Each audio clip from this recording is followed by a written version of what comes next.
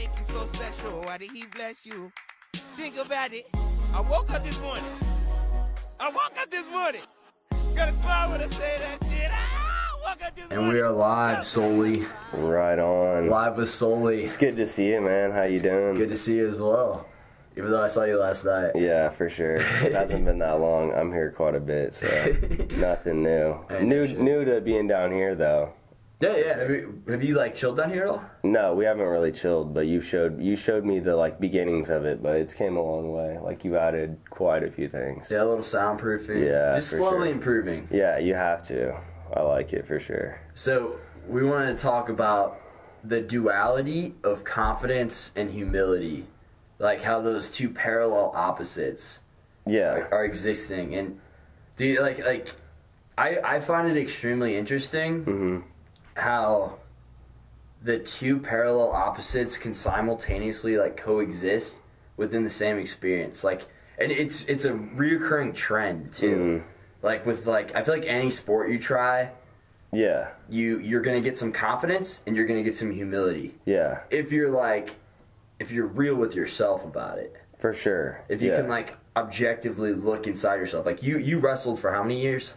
Probably 13, 14. I mean, since I was 4 or 5 years old, yeah. Dude, most wrestlers, like, they start, like, later in life, right? They start, I mean, well, a lot of the great ones, actually, especially in the Midwest, from what I can account for, because that's where I grew up, but they've wrestled all their lives, and they wrestle all year round. Like, really? Real deal about it. But, yeah, some kids jump into it, and they're just freaks, like, just natural athletes or whatever, and they can just do it. But to, like, improve in a sport like that, you need to be as objective. You need to look at where you are as objectively as possible. Oh, yeah. Like, and you need to be able to suppress your ego enough to just be like, yo, this is where I'm at, and that's fine. Accept it fully, and then just improve upon it. And identify your weaknesses, improve upon your strengths. Yeah, I agree. Especially because it's such an individual sport, whereas just like most fighting sports, well, all fighting sports, or all forms of combat, pretty much. Like it's so individualized that it's all on you. I mean, in wrestling, it's somewhat of a team thing, but it's all on you. So yeah, you have a lot with your ego. You got a lot resting on your shoulders with, dealing with your insecurities, and like you said, like you're gonna have those spikes of confidence and those lows of the humility, Yeah. Because I mean, some of the worst times, dude, losing to certain people in those close matches or losing to people you shouldn't have is just like terrible, dude. It's a terrible feeling. I mean, you see kids and like you go outside the gym after a wrestling match and the kid's like crying up against the locker, he's that upset because it was all on him and everybody's watching you and it's all on you. And maybe even if everybody wasn't watching you, if there's 3 matches going on, you still feel all that pressure. Right. And your team, it's not like a football game where play, like they throw it down the field and the guy catches it and, the receiver catches it and jukes some people out and there's a few missed tackles. Well, the coach blames it on, the secondary or a few missed tackles and the defensive line not coming off the ball and getting the quarterback or whatever. So it's kind of a team blame thing where they're watching multiple people screw up or succeed, whereas wrestling, it's all you. They're only watching you succeed or fail. So, which takes a lot more humility. Yeah, a ton, just like you would know. And from like doing Brazilian Jiu-Jitsu, I'm sure like that's one of the base things that they teach you. Like that's a base thing through all forms of fighting. I feel like from what I've like heard, like I listen to Joe Rogan a lot, and with like BJJ or wrestling, boxing, MMA, all of those, the humility is like they struggle with that, and they struggle with their ego. And what I mean is most people are like, they have a lot of insecurities, and that's why they get into fighting. Right. Joe Rogan even said the reason he got into fighting, basically, he didn't want to be a pussy anymore, pretty much. Because a lot of people get bullied and they just hit a breaking point in life, and they're like, I'm done. I'm going to learn. I'm going to become a badass out of this. Yeah, and Joe Rogan ain't no bitch now. Like, he's the man. So, but he had to push through that insecurity, and he basically became a lethal weapon. I mean, Joe Rogan's the freaking man, but it took years of training. But anyways, now that he has that, he has to fight that, like, ego, because he's still probably insecure on the inside from being younger, because he's talked about being bullied, just as most fighters are the same. And then once they become, like, as they call them, you know, their hands are like lethal. I just like to say that. But, like, once you're, like, trained, dude, and you can mess somebody up and you're confident, like Joe Rogan has said, and a lot of people have said on podcasts, a lot of fighters on MMA, like, interviews, they've said, like, once they hit that point of when they're comfortable, that's when they feel no need to start anything. Yes. Like, they don't need to start a fight. They don't need to start confrontation, because they feel comfortable with themselves. Because they don't have to prove anything to anybody except themselves, and they've already proved what they need to prove to themselves. Exactly. So there's no need to even, like, pursue it.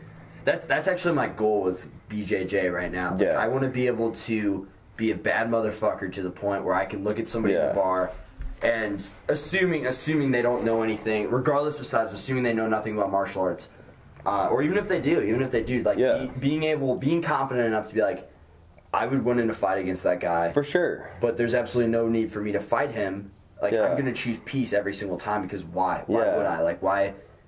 And that's where every insecurity comes from. And I think what you're trying to find is what we were talking about, that perfect balance between humility and confidence. That perfect balance to where maybe you've had that humility and now you have the confidence, but you don't want to have too much confidence. So you need to have that perfect, I guess, like, you just need to be humble, you know? Yeah. Once you've became great in anything, like with money or with fighting or, you know, training or being stronger or whatever, once you have that, I think being humble is one of the most important things. You know, it's one of the best human characteristics. Like, and even early on too. Yeah, it's important the entire way, but for different reasons. Yeah, early on, it's important to find the humility to identify your weaknesses, your insecurities, and be like, that's what I need to improve on.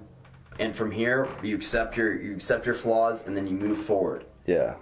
And then whenever you do that, you take action towards that, it breeds confidence, a lot of confidence. Yeah, a lot of confidence. And like you were saying, how, like, when you're, like, if you were in a bar and that guy that you're looking at, or that guy that's looking at you, or say he bumps you, you know, and you're at that level of perfect balance and you feel confident to where you could beat him in a fight, or if he's messing with you, and you're just like, man, I'm going to let that pass because, you know, I'm not insecure about it. And it's those insecure people, which everybody's insecure. I'm not saying I'm not insecure or you're not insecure, but it's those really, really insecure people that have a need to start fights. And if you've ever been bullied or anything, then, you know, you've felt that extra pressure, which everybody's probably been picked on a little bit. I mean, I wasn't picked on as a kid a lot. I was pretty popular, you know, throughout middle school or whatever, but I was picked on a little bit because I was kind of smaller. I was kind of the runt, so I always felt the need to be extra aggressive and be extra, like, the class clown, and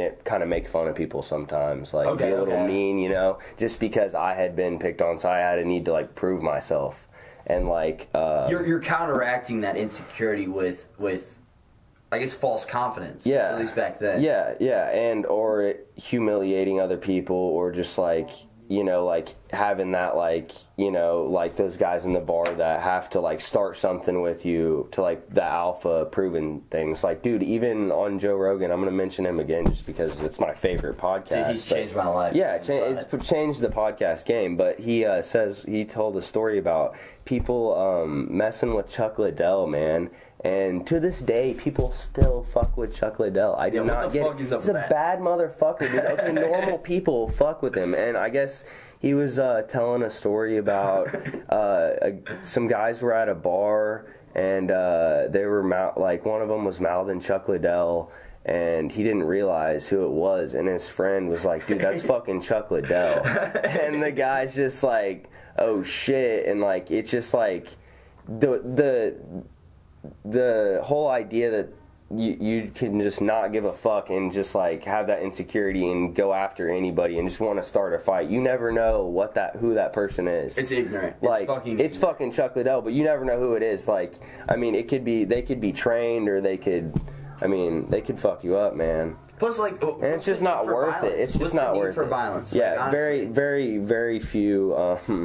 Very few times violence solves anything, which probably doesn't even solve anything. More of like, I would say, like an equalizer, maybe to like, or a suppressor. It could suppress the situation. Whereas, like, for instance, like in law enforcement, when cops, I mean, take down a criminal. So violence, I mean, they don't have to beat them extra, and sometimes they have to throw them down, you know, if they're running away, and to detain them or whatever, to arrest them. And I mean, that's being violent technically, you know. Right. I mean, even if it is within the law. So, and it's the same way I feel like with certain people when they overcross the line, like, you know, sometimes you just have to let them know, like, that, I mean, for lack of better terms, that you ain't no bitch, but really, like, it's just a thing of, like, you know, I've had enough, like, right, you know. Yeah, it's kind of hard to, like, assert that masculinity, like, not to be pushed around. That's another at a thing certain you gotta point. Find an equilibrium between as well, is like being like not being a pussy and being the like alpha, like overly aggressive. And I feel like even if you are like with violence, even if you are extremely confident and you're Conor McGregor.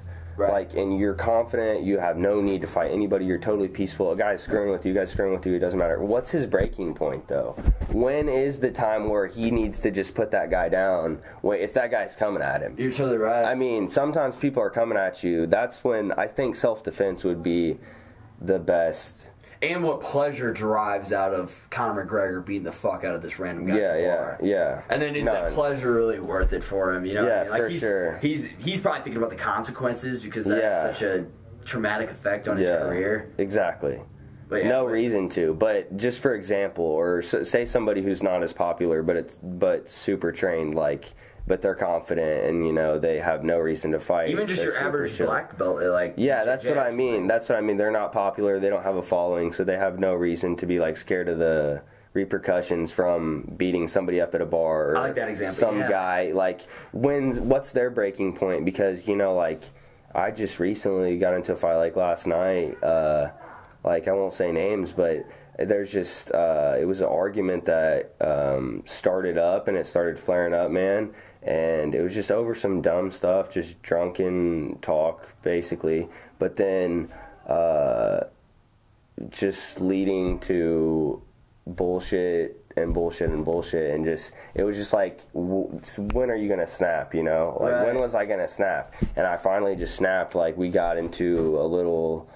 pushing after the argument, and then the pushing was like a little much. The guy's a little bigger, so I was like not about to have a wrestling match, you know, with him because he's a pretty big guy, small room, and I was like, screw that. So once I felt the pushing pretty hard, I like swung immediately. I was pretty blacked out. We were both blacked out, but swung immediately just because I'm a smaller guy, so that was first instinct. Like, once I felt the aggression and I saw the look in his eye, like he saw blood. He saw red, and so did I. But and he said, "Let's get it on. Let's get it on, baby." But I mean, once I saw that, I'm not one to just throw the first punch. But once I saw that, man, and I was also blacked out. But I mean, but.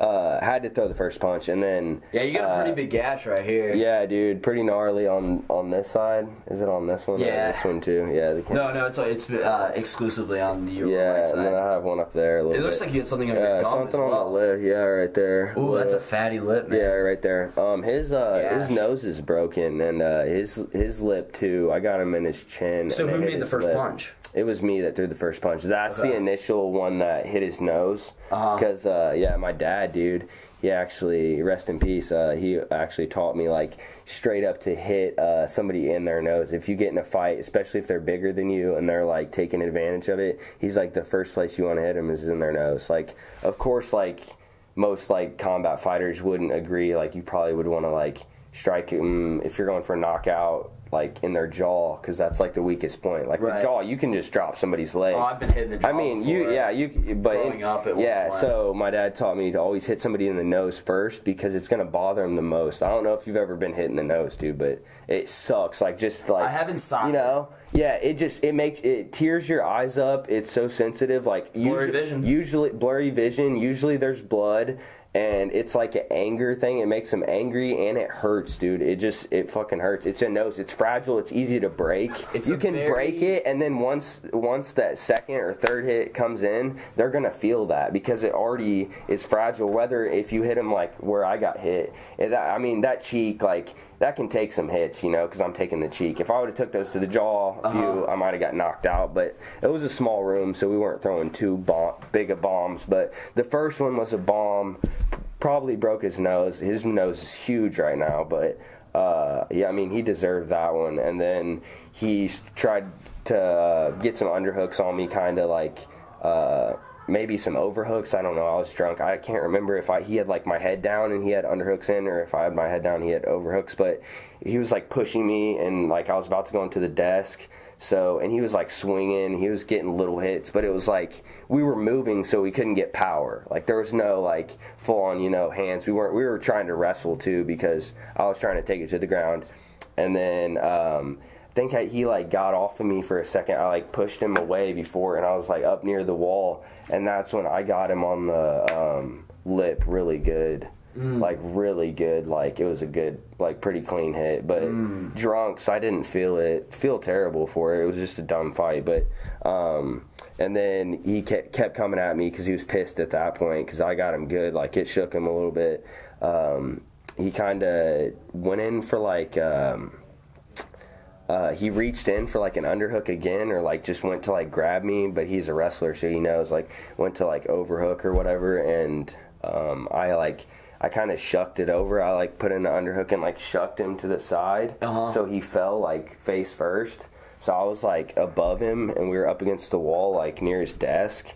And then like the closet's like right here, and then we're like up against this wall. So like we're fighting right here, and I had just thrown him down, and I just start hitting him, bro. I'm just wailing because at this point I'm pissed, and I know I just need to get as many hits. Yeah, you're not even thinking rationally. I'm not even thinking rationally. I'm just getting as many hits because I know he's already going to hit me, and he had hit me after I hit him. He was like hitting me while he was pushing me, and he was just strong, so I knew I was just hit, and then finally.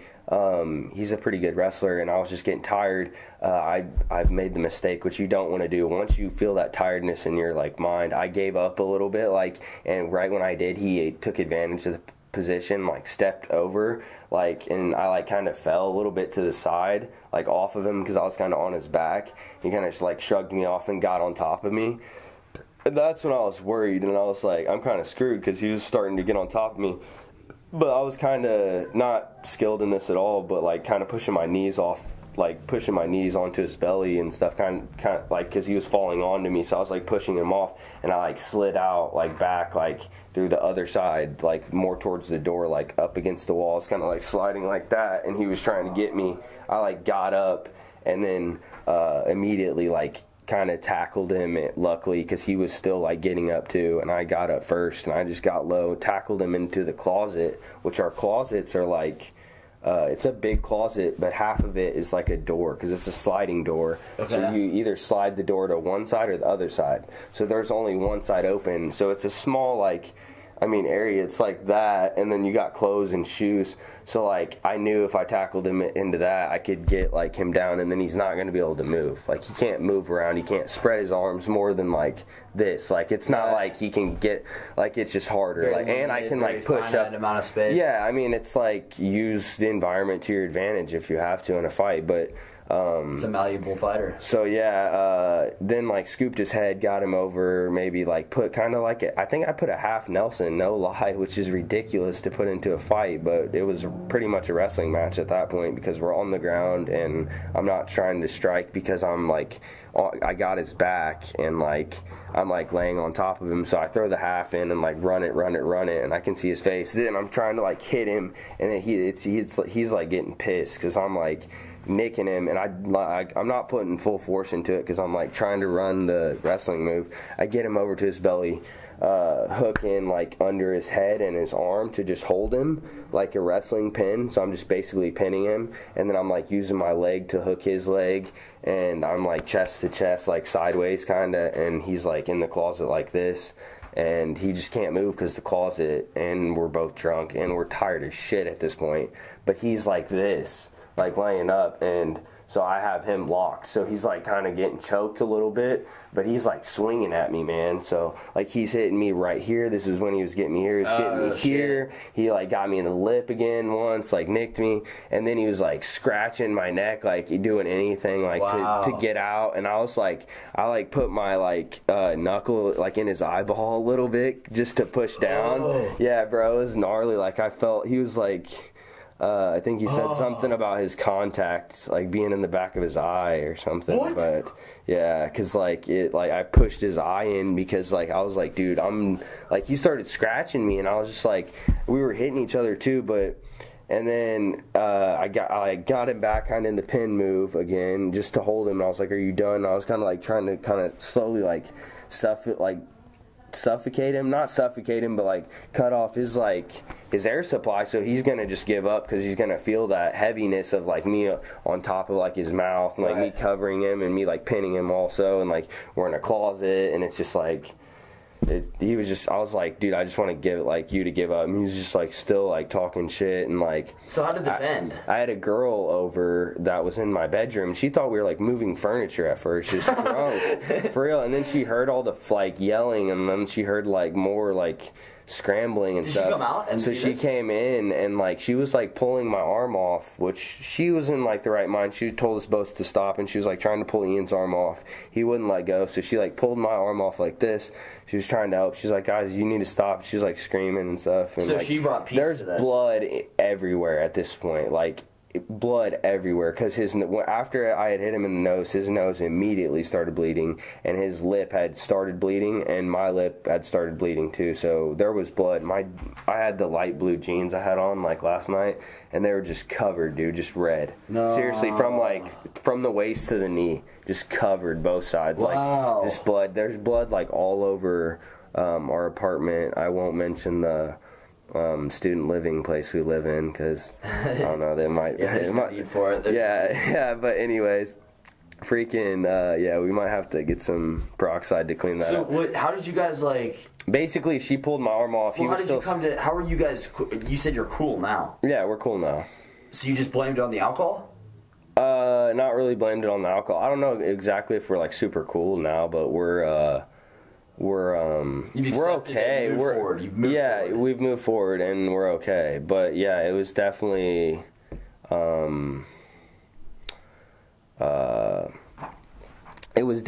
like I just realized that, you know, like I don't want to put up with that bullshit all the time, you know, like right. I don't know, you know, so. But we're good. I mean, we'll be on okay terms. I mean, we're fine. Yeah, it's weird how guys can do that. Yeah, guys for sure. can just go from like disliking each other and just liking the past. It's not really about the fight. It's just about what the argument was about. There's some females who can, but I feel like women have typically. This is completely a stereotype, but I feel like women typically have a more difficult time letting go of the past in situations like that. Like. But also, it's somewhat sexist to say, but yeah, I know. I totally know what you mean. I mean? Like they hold grudges. Like speaking of the masses, guys hold grudges too, though, man. Like, yeah, absolutely. Guys are just as psycho. I mean, they say like bitches be crazy, but no, I would say guys and girls are both psycho, but I agree in a different way. In a different way. Yeah, absolutely. Yeah. Guys can be just emotional as girls, but I feel like more girls are a little more like emotional. I would also argue that guys make girls crazy. Oh yeah, for sure. Probably a little vice versa. Yeah, we definitely fucked them up in the head. Like I just feel bad, dude. I try to pass as little judgment on women, like as possible. Well, shaming and like them going through breakups and shit in their life, and them walking around and having to like deal with like predators, dude. Like fucking, I mean, you're a smaller girl and like you're walking around, you're like 120 pounds and right. What's up, Judy? Hey, Trud, you want to hop in this? Hop in on the podcast. Yeah, you you're can a feed.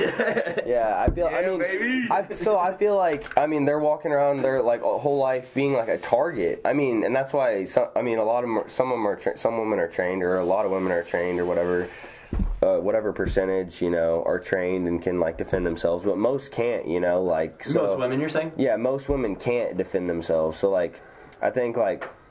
What I was trying to say is, like, there are women that are trained and fight in MMA, but most women probably couldn't defend themselves against a guy that's 200 pounds. So it's a huge insecurity for them to walk around with. That's a huge burden, you know? So, like... I feel like they're a lot more fearful because of that. Yeah. I mean, for sure. Yeah. But that would fuck them up in the head, you know what I mean? Them having to deal with that. Feeling unsafe at all times? Yeah, at all times. Think about it. At all times. Me and you, like, when we walk to our car at night. Security. Everybody likes comfort. Yeah, like, I still, like... There's comfort in being confident in your ability to defend yourself adequately. Very amateur, but he'll learn. We're getting him going.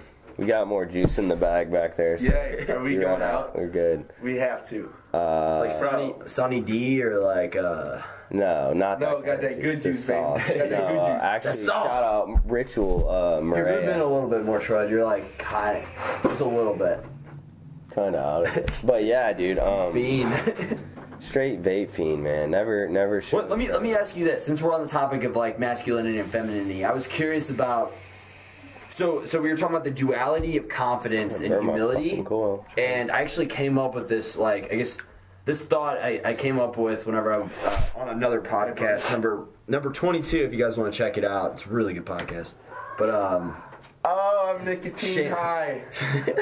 Don't interrupt, Trud. Oh man, head rush, baby. You're a fucking feed. Head rush. That's a new segment. The fucking Trud head rush. The fucking head rush, baby. Nicotine head rush. Jeez, he's been texting me like all day about like hitting the vape. He just wanted that nicotine rush. I'm like, dude, go get like a Juul or something. Like, I don't like those. Yeah, Juuls are bad, dude. But anyway, so I think that the duality of masculinity and femininity is directly correlated with, or correlated in some ways, they're similar in a lot of ways, with the duality of confidence and humility. Because I think what girls struggle with is they lack the confidence a lot. Like, a lot of girls are typically more insecure, but guys have a problem with false confidence. And like we were saying last night, like, and just now, like, a lot of guys that have never trained anything boxing or like any form of martial arts, they have a lot of false confidence whenever it comes to fighting. Mm-hmm. But where does that confidence derive from? And I think it's not just fighting. That's just an example. Yeah, I know. It's like a lot of aspects of life that guys are just like overly confident. Yeah, for no fucking reason. I would totally agree with most of that, and I would agree with that last statement, how guys are overly confident and girls struggle with more. I feel like every time they eat or whatever, they probably feel bloated, or they're like, you know, they don't want to be weight shamed, or they're always being judged by guys, and guys, some of us just don't give a fuck, you know, we like don't shave our beard for a little bit, we put on, like, just throw on a t-shirt, like throw on some gym clothes and hit the gym, and girls are like wanting to look good for it, and there's plenty of guys that do the same thing, but I feel like, yeah, girls have those like stressors a lot more. And obviously, we're talking about the masses. We're not talking about, like, a lot of guys have overcome that false confidence. A lot of girls have overcome that insecurity and grown into beautiful females and comfortable with who they are. Yeah, for sure. But it's still a problem, like, you know, with women and men. But it's I would, both sides, I would agree that, men are, and not to sound sexist, but that men are, like, more confident than women, but almost in a dumb way. It's like a dumb confidence. Yeah, like you exactly. said, a false confidence. It's like a dumb confidence. It's like when we shouldn't be. It's like, let's do this retarded thing that could fuck us up, but we're gonna do it anyways. And like, you know, it's just like the dumb shit we do. I don't know, the dumb shit guys do, like the fighting and shit for no reason. You know, like. Just overly confident. Yeah, and the alpha thing, the whole alpha thing, like.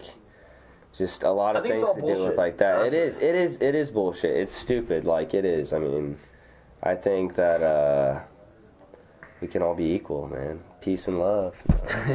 Too hippie, but yeah, I agree, man. I agree. But really though, like that's the message that needs to be for humanity to progress. In my opinion, I think we need a lot more peace and love. Oh, and for sure. That's going to come from a lot of people being able to find that balance between confidence and humility a lot more. Yeah. Do you agree? Oh, I would totally agree. It roots back to, like, dude, I mean, human beings, whatever, first Homo sapiens or whatever were created. Neanderthals, even before, whatever, yeah. I mean, love is, like, probably one of the most powerful things they felt. And they didn't have all the distractions of technology and being a consumer and buying items and monetary value bullshit things. You know, love was very powerful, and it's, you know, like the man and found the woman, and they had sex, and they fell in love because it felt good, and then not only that, they bonded, you know, like emotionally over time, and love is just one of the strongest things throughout humanity. I mean, I would argue it's the strongest. Yeah, probably the strongest thing. Yeah, I don't know. Yeah, maybe not, but I mean, depending on what characteristics we're talking about. If you're talking about, like, to keep the world a better place, then yeah, for sure, love is the number one thing. I think everybody could use a little bit more love. In their life, everybody. Yeah, who it is. Yeah. Why can't we? Name that band. I don't remember. Is it War? I have no idea. I wouldn't know. Pull it up. Oh, we got Google. Yeah, I was like, come on, man. Why can't we be friends? It's not War, is it? I'm gonna feel bad. But yeah, man, is it New Vegas? It is War. Let's go, baby. I even know that. I know my Caucasian music. Wow, look at those lyrics. Why can't we be friends? Why can't we be friends? Why can't we be friends? But so epic. Wait for it. Why can't we be friends? But so epic. Such like I wanna look for that song tonight. Play it. Go ahead and play a little bit of this, just for the. I want to hear the intro to this. I don't think I've heard this song in a fat minute. Bro, I mean, what just a feel-good song that changed the world? Why does it only have 8 million views? It's got to just be this video, because it's like the most feel-good song in the world, like.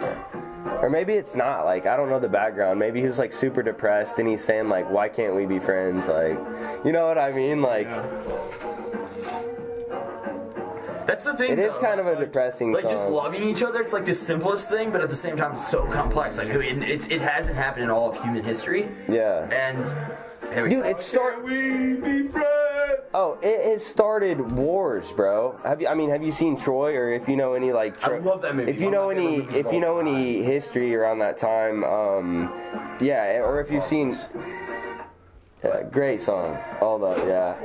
Okay, yeah. Hit a babe to that one, and Trud's gonna. Oh, I thought he was gonna rudely exit. No, I think this.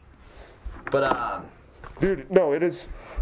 What I was saying, if you've seen Troy, it started wars. Like, you know how? Okay, so fucking, it's Brad Pitt. Yeah, Brad Pitt is Achilles, right? And they like, I think is he with the Trojans or? He's with the Greeks. He's with the Greeks, and then the Trojans. And he's considered the greatest fighter in all of the world. Yeah. So, and then the Trojans have the like the big castle or whatever. They have the like not the castle. They just have a big like city and the walls are huge or whatever. And they're like, doesn't the princess sneak off? To consult with the Greeks. The entire war was over because the Greeks captured her or something, or did she sneak off to? You're right. It's the princess. It's all that's the entire. She was married to the ruler of the Greek Empire, or something like somebody very high up, one of the leaders. And she didn't want to be anymore or something. It wasn't consensual, and then she ran away with. Orlando Bloom, who is the prince, who is Hector. Oh yeah, so it's the other side, and then they hire Achilles to like just be the main like. And then he takes on Hector, which are the two best fighters in the movie, which is dope. Yeah, I don't want to. But it's all comes down to Orlando Bloom fucking it up for everyone. He basically fucked the whole. Are you talking about the guy off of the? High School Musical, Orlando Bloom. Oh my fucking gosh, dude! No, come on, there's a bro. guy named Orlando Bloom. No, Orlando Bloom's on Pirates of the Caribbean. Come on, bro. No, he's literally an actor. Or is that Corbin Blue? Corbin Blue. Yeah, Orlando Bloom and Corbin Blue, bro. Orlando Bloom also Pirates of the Caribbean, also in This made me draw like a straight blank. You know who Corbin Blue What else is he? like? He's legless in Lord of the Rings. He looks like Orlando Bloom, yeah, legless. He looks Corbin like Blue. Christian Pierce from Jimmy Tater. Who is that? Pull him up. Jimmy Tater channel. You know Pull him up. Is he? They always make fun. Is that the black kid that had like the show or that raps? Yeah. That used Wait, who? Corbin Blue. Is that? Does he have like? Does he rap now? I don't know. Oh, I'm not sure. Wait. Oh no. Okay, I know it. Here, we got some. He does not look like. He's got the same hair. Like Christian Pierce. Oh, he just has his show. I don't know that he raps. I was thinking of Corey in the House. Look at that. There. He does have a show. Oh, he raps hard now. No, yeah. You're talking about the guy from That's So Raven. Yeah, Corey. Yeah, the new show. And then he had Corey in the House. Now, have you seen his rap video? No, I haven't. Dude, pull up his rap video right now. I'm serious, on YouTube. Go to I don't know his name. Corey in the House rap. Corey in the House rap. Yeah, like it's got to be up here. Like, is this it? It's gotta be. It's got to be. Yeah. This is 1 year ago. Skate. It's got to be. Yeah, it's that one.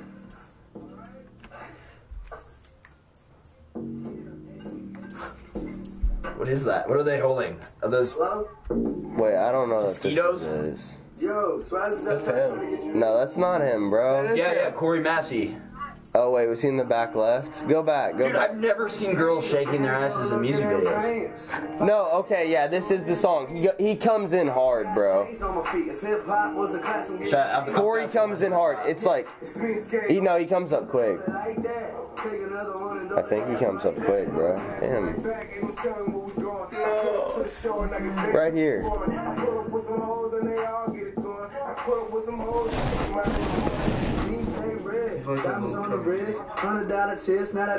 Yeah, dude. I mean, he just goes in like on his little spot. That's cool.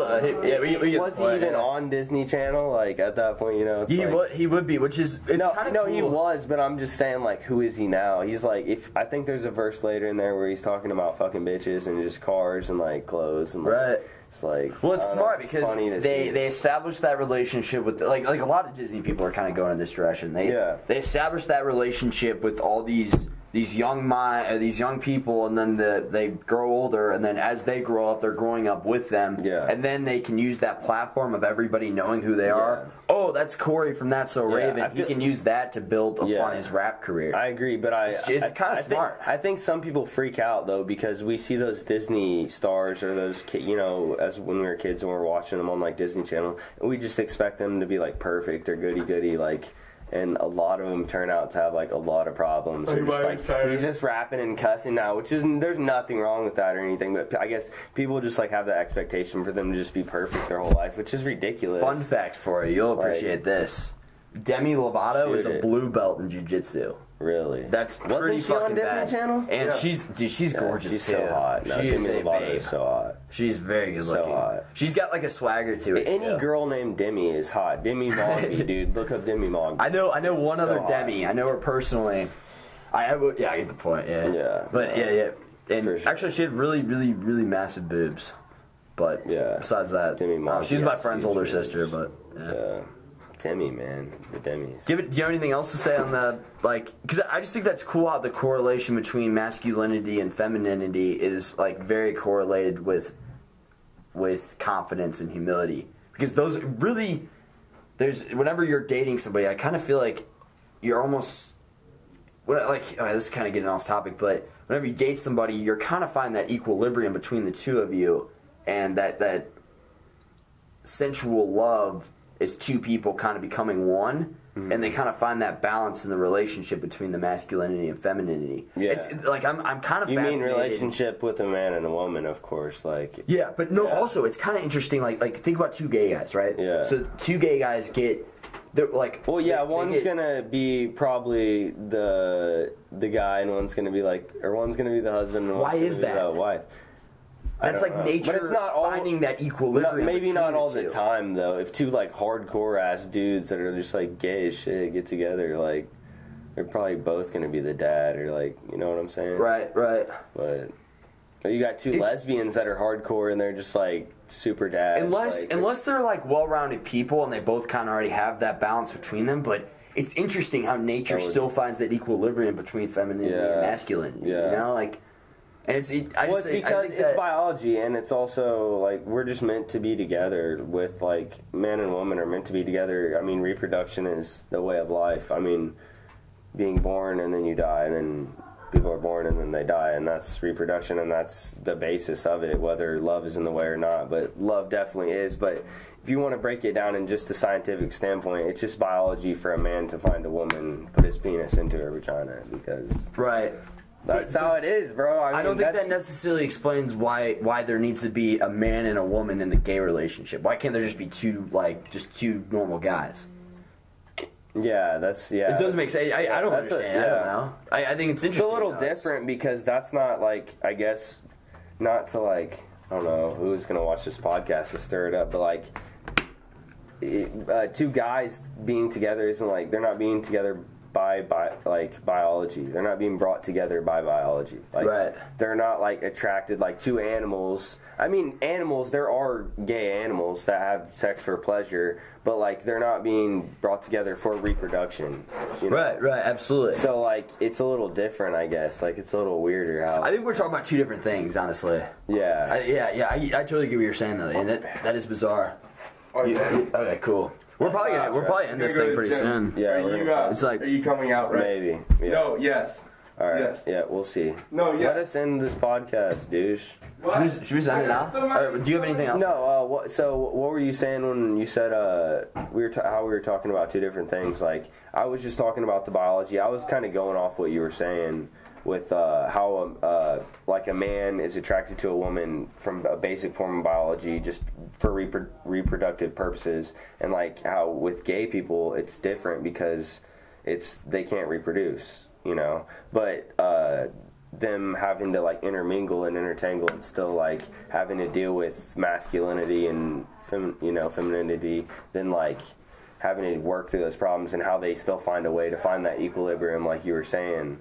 Like, it is way different because they weren't brought together by biology. Like, they chose to be together. But still they chose, and then they still chose after they chose for two men to become acquainted or two women to become acquainted, they still chose for... But, yeah, I feel or is that just nature finding its way, like love and all? Yeah, maybe it is. Like, how do you, like whenever... But it's not all the time. Whenever you hit the point, like, you realize one day, like, you're like, all right, today I'm gay, or like whatever, like from here on out, like whatever. I don't know. Everybody, I'm sure it's different. Some people are probably born to know the entire time, but like, when do you kind of decide, like, I'm gonna play this role in the relationship? Yeah. So that means I need to not only seek out, I not only need to seek out another gay person, I need to seek out a gay person that's the opposite of me. Yeah. That shit kind of gets tricky. Yeah, it's like, but it's also interesting. I think it's intriguing. It's nature's way, definitely, of working.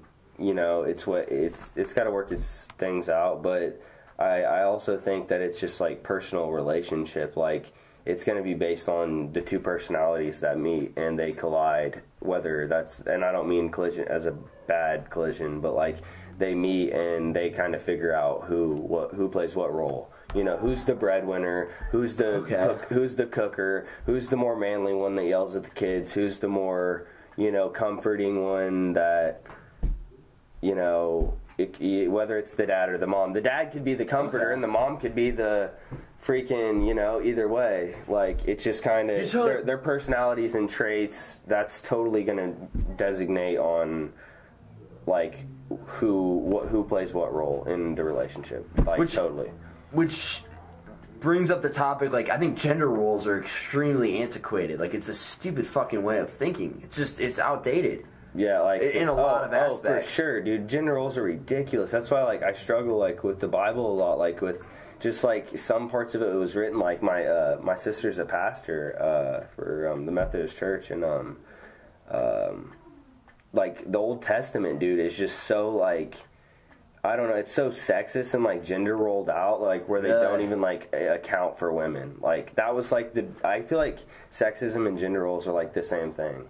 like gender roles, that's like being sexist, right? I mean, pretty much, whether if it's towards women or men. But yeah, like that was the start of it. Even I guess you can kind of say it's sexist. You can kind of say it's sexist. Well, it's totally sexist because a gender role is like a gender. I don't know the definition, but basically, like I would like put it together as like basically the woman cooks, the man cuts the lawn. Yeah. But like. You're being that gender and you're expected to do that certain thing. So you're right. That's kind of sexist if like I guess like if you think like women should like I don't know if you say women like get in the kitchen like women should only cook like people are gonna say that's sexist. Oh, that's definitely and that's a gender role. Okay, I agree. It's totally hand in hand. Yeah. So, anyways, with the Old Testament, like that's where it started, and that's not just with the Old Testament. That was just that time period that it was written in. So all since man and woman have began, I mean, they've struggled with that, and they've struggled with the gender roles, and yeah, I feel like it's so outdated now. Like it's just ridiculous to read anything that's like, or just like talk to people that have that ideology, like where they're like, oh yeah, the woman should cook or the man. And even if like it's ridiculous, like even if the gender role does kind of play out in my favor to where it's advantageous towards me, like for example, I'm not a good cook. I don't really necessarily. I don't hate cooking, but I'm not like learn to cook. Yeah, learn to cook. Really? Yeah. No, learn to cook. That's a skill I plan to work on. Like once I get out. No, best advice my grandpa gave me: learn to cook because if you can't cook, you're gonna look for a woman who can cook, and then you're just gonna be searching for pussy, and then you're limited on what you can find. You're limited on what you can find, and you're limiting yourself on. True. On who to choose, and then you're dependent on another person. Yeah, you're dependent on a woman. Exactly. You're dependent on the woman. Which is another weird balance whenever you find in relationships the like interdependence and the independence of the situation. Like cooking, for example, or like protection. How the man's like supposed to protect. Right. Or then like that's what, dude. Like whenever like my next girlfriend or wife or whatever, like a next long-term relationship. That's a better way to word that, but. I plan to hopefully, if she's the type of personality, I would love to see her like get into something like BJJ because it's such a practical approach and it's great for women. I think any woman should try BJJ. I think anybody. Agree. Yeah, anybody should. I think anybody should try any combat sport as a release. Definitely. I mean, I'm super biased with wrestling. I love how you worded that, man. Like the release behind it. The release that comes with it, the stress release after a day of just long bullshit. The stress relief and just like we were talking about in the beginning of the podcast with confidence and humility, just that confidence that you should have in yourself, you know, that you sometimes you wake up and you doubt yourself over little things and you think like, hey, I'm not tall enough, or hey, I'm not big enough, or I'm too fat, or I'm not in shape, or I can't defend myself, and all that gets to you, and that affects your everyday mentality, and that affects your everyday tasks. You're going to school or your job and this and that. Those insecurities eat away at you. So like I feel like everybody should try a combat sport or something that they can find, like especially a combat sport, because you find that release and that peacefulness and that confidence in it to where you can just be a more confident person. Totally. So yeah, there's a lot of serenity in fighting, surprisingly. Yeah. A lot of people find that surprising, but I had a point I was going to elaborate on. When you would have your wife going to... No, on what you were saying. Yeah. That's the worst. I hate that. I hate when that happens, too. Yeah, because I went backwards. I was going backwards and thinking you were going to go back to it. No, it's all good. Yeah. I just want to just end on that, honestly. Yeah. Cool. Great to end on that. It was great to... Thanks for having me on, man. Yeah, dude. For sure, it was a great time. I'd like to come back sometime. I think this is episode... Let me check. 28. I'd have 28. To read up a little bit more and maybe listen to a few more Joe Rogan podcasts. For sure. Always some interesting stories on there. Yeah. So. Highly recommend their podcast. Yeah, for sure. I've been trying to explore a lot more other podcasts, too, lately. Oh, podcasts are great, dude. But definitely. I enjoy this, too, because I like picking people's minds. Yeah, I've never been on, so thanks for having me on. Like, it's just great, dude. Like, I listen to a lot of different podcasts, so it's cool to be and it's also cool to kind of explore your own mind whenever you're talking, like kind of getting your thoughts out there. And I feel like people don't sit down and have these conversations anymore. I mean, look at me. I even fucking set my phone on the table. I can't even fucking put my phone away, but I shut it off, but still, like... Respect. Yeah, like, I feel like people don't have these conversations anymore where they just sit down and talk. That's the best thing about podcasts. I mean, other than, like, the fan base getting to listen, the best thing for the people doing it is that just connection of just no bullshit. You know, we're shut away. We can just talk about whatever, have a little fun, anything that comes up, and actually interact instead of like where everybody's just not to bring up technology, but just everybody's on their phone or people are just distracted with everyday things. So it's good to sit down and talk. This is like the best quality of conversation I've had because people like I'll sit here and I'll listen to somebody. I'll listen to what they have to say. And it's hard to, like, I'll interrupt sometimes. I'm trying to work on that. Yeah. I'm getting better. But anyway, it's maybe a better conversationalist for sure. Oh, yeah. And I think it's one of the most overlooked things of our culture because we're communicating more than ever, but we're communicating in very different ways, and we're not communicating like this. Of our generation, And this is my favorite way to communicate, man. For sure, just sit down and, like, let's talk. It's that simple, you know? Like, it's chill, for sure. I don't know how many times I've been frustrated in the past, like that's why I don't necessarily love going out that much anymore because of that exact reason. Like I don't have quality conversations. You know what I mean? Like like going out to the bars and stuff, you hear just loud music. Like it's cool. I enjoy it. That atmosphere. You know what you're going to expect when you go into that. But I enjoy this more. Like just having a good quality. End? No, it's we didn't. Okay, I was just making sure. I didn't know. But yeah, dude, I agree. Like this is the best type of. Conversations. It's just when you sit down and no bullshit. And the phones are always around, and Netflix and the computers and iPads and, you know, everything's always around. So it's always something. You're always looking at something. So the podcast is really chill. I mean, we pulled up we have a computer, but we rarely looked at it, I feel like, and it was for the betterment of the podcast. We still used it. Yeah. I hope you can see. You can't pick it up on there as much as I'd like you to. So I need to figure out a way to get this screen on there. Yeah. Either way, I think we just like listen to. I mean, the sound is still pretty good, probably. Yeah, totally. Hear it. Actually, whenever you were saying that, it totally hit me what I was going to say earlier, and that was whenever you take an insecurity in life, you. Like whenever you are insecure about something and it's bothering you enough to where it's like actually like putting you in like a negative state of mind, depression, whatever that may be, to where it's affecting your mental well-being and the quality of your day consistently. I think what needs to be taken is some action towards that to fix that insecurity and solve the fucking problem. Exactly. Like, I think a lot of people try to sweep their insecurities because it's so uncomfortable for them to be like sitting there and. I don't know, like having that just haunt them and linger in the back of their mind. But I think it's extremely healthy to confront that, and because that's the honest truth, and just accept it, and then just take it on, and then it's not an insecurity anymore. I totally agree, and it's an ongoing thing. Continue confronting those insecurities, and continue to do things and have outlets to make you confident, and because like. I don't know, if I wouldn't have wrestled, I would not be the same person at all. Like, I totally have more confidence. And also of having, like, 3 shoulder surgeries and stuff, I've been humbled a lot. So I'm pretty humble and, very confident. Like, very confident in a lot of things about myself. I have insecurities just as anybody else, but we all fight those battles. But I feel like everybody should have those outlets. And that's the other cool thing about martial arts versus a team sport is that the martial arts are if you lose, you lost. You know what I mean? Versus like soccer. Oh, it's so on you, dude. People don't get it. It is so on you. Like if you got submitted, you let yourself become vulnerable in that situation, and then you gotta have the humility. And people see it. It's not so humiliating, but it is humiliating. Like, you lost. And get over it, move on to the next day.